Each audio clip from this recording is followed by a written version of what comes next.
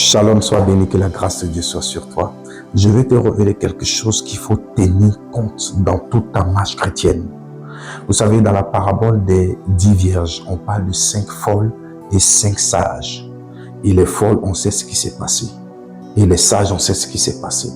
Certains ont raté le pot et d'autres sont venus en retard. Et il y a ceux qui ont été à l'heure parce qu'ils ont réussi à garder leur huile. Mais il y a une chose que la Bible n'insiste pas dessus, c'est les commerçants. La Bible parle de marchands d'huile. Et les vierges sages ont dit aux vierges folles, on n'en a pas assez pour tout le monde, mais allez-y voir ceux qui vendent et approchez-les et achetez-en. Maintenant, ceux qui vendent, ils ont l'huile, mais ils ne vont jamais à la rencontre de l'époux. Ils ont l'huile, ils savent comment faire pour aller.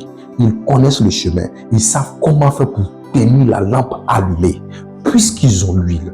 Mais eux-mêmes ne cherchent pas à rentrer en contact avec l'époux, comme si l'époux ne les intéressait pas. Et ce qui les intéressait, c'était quoi?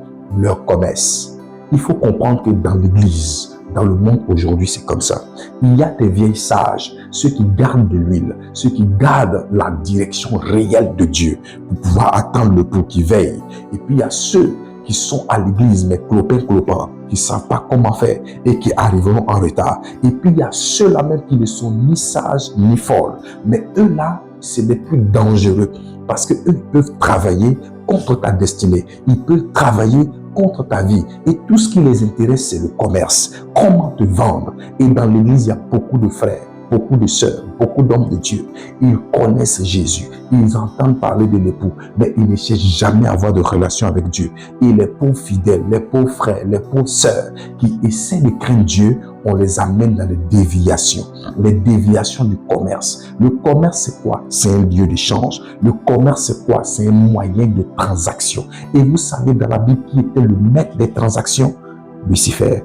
La Bible dit dans Ézéchiel 28 à partir du verset 16, la Bible dit par la grandeur de ton commerce, tu as été précipité chez le protecteur. Tu as été précipité de la montagne de Dieu à cause de la grandeur de son commerce. L'orgueil est monté dans son cœur et Dieu l'a chassé. Donc, le commerce en réalité est une bonne chose. Mais quand les pratiques sont faites dans le but de recevoir et non d'être proche de Dieu, il y a un souci. Il y a un problème.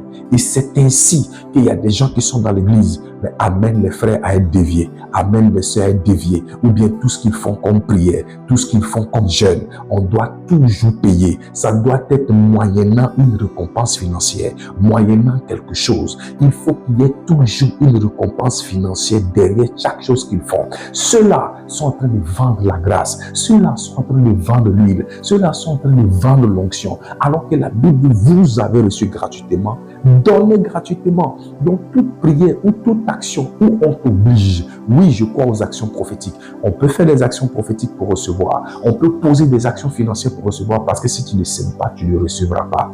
Mais j'ai dit de faire attention à cette catégorie de personnes.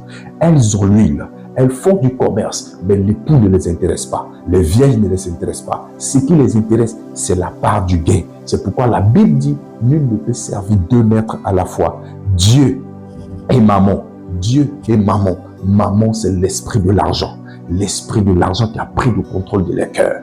Faites attention et que soyez des canaux de bénédiction pour vos familles. Soyez des canaux de bénédiction pour vos entourages. Soyez des canaux de bénédiction pour votre quartier. Soyez des canaux de bénédiction pour vos amis. Dans le nom suprême du Seigneur Jésus-Christ. Et toute manipulation selon laquelle tu peux être victime. J'annule ces manipulations démoniaques sur ta vie. Manipulation spirituelle, manipulation matérielle, manipulation financière, manipulation ecclésiastique. Tout soit annulé sur toi au nom suprême du Seigneur Jésus-Christ. Tu finiras l'année en beauté. Tu te prépareras pour le retour de ton grand maître et Seigneur Jésus-Christ Sauveur, parce qu'il peut venir à tout moment. Que Dieu te bénisse encore. Shalom.